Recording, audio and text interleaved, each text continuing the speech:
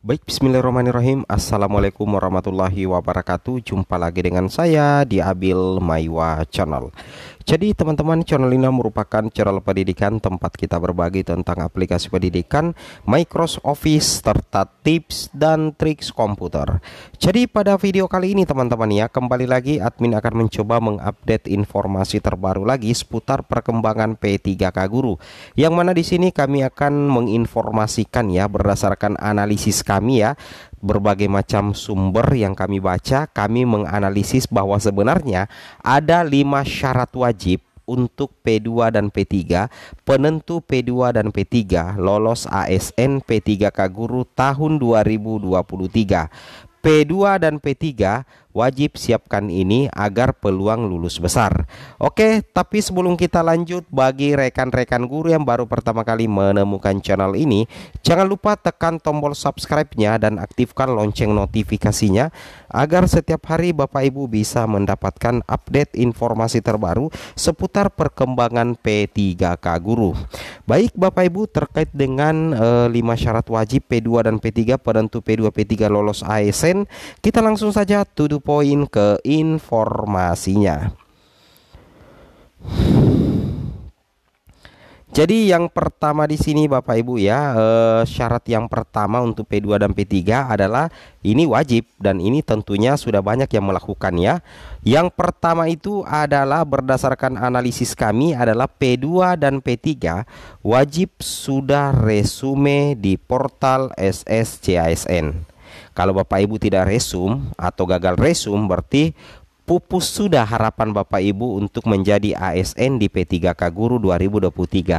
Tapi kalau misalkan Bapak Ibu P2 dan P3 berhasil resume di SSCASN, maka harapan terbuka untuk lulus terbuka lebar. Jadi langkah pertama adalah P2 dan P3 wajib sudah resume di SSCASN 2023. Yang kedua adalah P2 dan P3 wajib lulus seleksi administrasi. Ingat ya, seluruh peserta itu akan ikut seleksi administrasi juga ya Bapak Ibu, siap-siap. Seleksi administrasinya itu akan otomatis ya berdasarkan data-data yang Bapak Ibu inputkan di SSCASN. Itu bakal menjadi penentu kelulusan Bapak Ibu di seleksi administrasi. Dan untuk seleksi administrasi juga ada masa sanggahnya nanti Bapak Ibu. Silakan Bapak Ibu cek saja ya perubahan jadwal kemarin yang kami sering baca ya, di situ tertulis. Cuman kami tidak usah sebutkan lagi tanggalnya karena tentunya Bapak Ibu sudah ketahui bersama ya. Oke, jadi P2 dan P3 wajib lulus seleksi administrasi. Kemudian kita lanjut lagi rekan-rekan sekalian, yang ketiga. Yang ketiga adalah ini dia Bapak Ibu ya, P2 P3 wajib ikut tes CAT BKN ya. Jadi Bapak Ibu harus ikut tes CAT BKN. Kalau Bapak Ibu tidak ikut tes CAT BKN, berarti Bapak Ibu tidak lulus ya, karena penentu kelulusan itu adalah tes CAT BKN dan mendapatkan nilai bagus atau nilai tertinggi. Ingat Bapak Ibu, P2 dan P3 penentu kelulusan Bapak Ibu itu adalah nilai tertinggi ya, nilai bagus, nilai terbaik di tes CAT BKN. Namanya saja tes CAT, berarti nantinya yang akan menjadi patokan utama kelulusan itu adalah nilai, termasuk P2, P3 dan P4. Yang tidak ikut tes itu cuma satu, yaitu P1 Bapak Ibu ya. Jadi P2, P3 tetap ikut tes CAT BKN. Logikanya seperti itu ya. Oke, kemudian kita lanjut lagi. Yang keempat adalah P2 dan P3 ikut tes wawancara berbasis tes CAT BKN. Nah, logika seperti itu ya. Jadi untuk P2 dan P3 wajib mengikuti tes wawancara. Nantinya tes wawancaranya Bapak Ibu itu adalah berbasis tes CAT BKN. Jadi pada saat Bapak Ibu ikut tes CAT kompetensi teknis, manajerial, sosiokultural, selesai itu nantinya Bapak Ibu akan mengikuti wawancara lagi. Tapi tes wawancaranya itu nantinya juga bukan ditanya langsung oleh PPK, tapi sudah kita dapatkan di Kemenpan RB 649 bahwa untuk tes wawancara itu berbasis CATBK juga Bapak Ibu ya. Jadi nantinya dikerjakan di komputer juga untuk tes wawancaranya ya. Ini banyak juga yang mempertanyakan. Silakan Bapak Ibu baca di Kemenpan RB ya nomor 649. Di situ dijelaskan ya, untuk tes wawancara itu berbasis CAT ya, komputer assist test dari BKN. Itu yang wajib Bapak Ibu pahami. Kemudian kita lanjut lagi rekan-rekan sekalian. Nah, yang kelima di sini adalah sisa formasi setelah penempatan P1 itu banyak berimbang, minimal banyak ya, berimbang atau lebih banyak dari jumlah P2 dan P3. Ingat ya, P2 dan P3 mendapatkan penempatan atau lulus menjadi ASN P3K itu berdasarkan sisa formasi. Sisa formasi mana? Sisa formasi setelah P1 itu ditempatkan. Karena kalau dari tahapan penempatan yang ditempatkan adalah P1.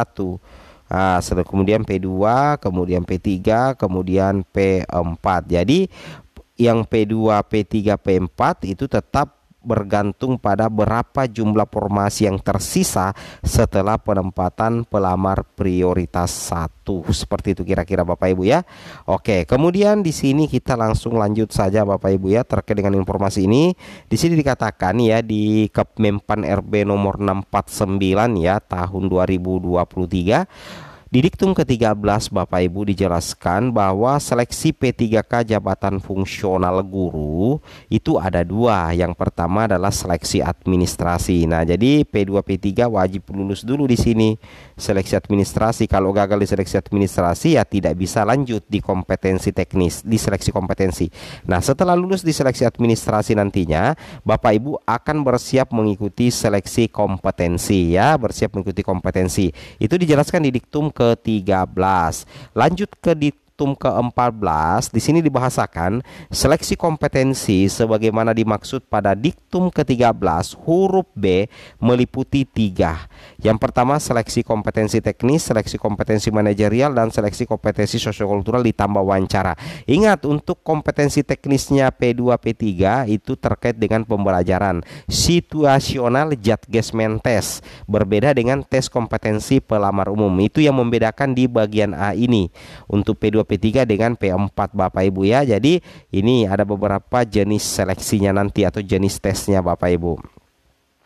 Kemudian kita lanjut lagi, berikutnya di sini untuk diktum ke-15, seleksi P3K jabatan fungsional guru sebagaimana dimaksud pada diktum ke-13 dilakukan dengan mempertimbangkan integritas dan moralitas yang dilaksanakan dengan wawancara. Nah, ini dia ya, untuk wawancara itu materinya nanti terkait dengan integritas dan moralitas. Kemudian lanjut di diktum ke-16, seleksi kompetensi sebagaimana dimaksud pada diktum ke-14 dan wawancara sebagaimana dimaksud pada diktum ke-15 dilaksanakan menggunakan sistem komputer asistes CAT yang diselenggarakan oleh BKN. Jadi sudah terjawab di sini. Kemarin ya ada yang sempat bertanya kepada admin di kolom komentar, kira-kira untuk wawancaranya nanti betul-betul diwawancari di daerah oleh PPK atau melalui komputer. Nah, di sini sudah terjawab di diktum ke-16 bahwasanya untuk seleksi kompetensi sebagaimana dimaksud pada diktum ke-14 dan wawancara itu dilaksanakan menggunakan CAT, komputer asistes yang diselenggarakan oleh BKN. Jadi nanti untuk wawancara itu tetap menggunakan tes CAT ya, komputer asistes. Nah, berarti sama dengan tes seleksi kompetensi. Oke, mantap jiwa ya. Oke, kemudian kita lanjut lagi. Nah, ini dia Bapak Ibu ya, materi-materi untuk kompetensi teknis, manajerial ya, di sini ada integritas, kerjasama, komunikasi, orientasi pada hasil, pelayanan publik dan lain sebagainya. Oke. Kemudian lanjut lagi di sini. Nah, ini dia ya untuk apa ya Bapak Ibu?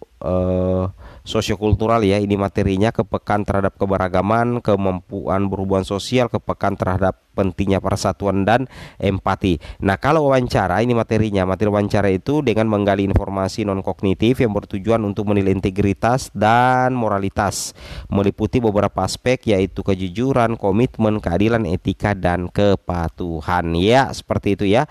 Semoga teman-teman ya video ini bermanfaat. Kami akhiri dengan ucapan wabillahi taufik wal hidayah. Wassalamualaikum warahmatullahi wabarakatuh.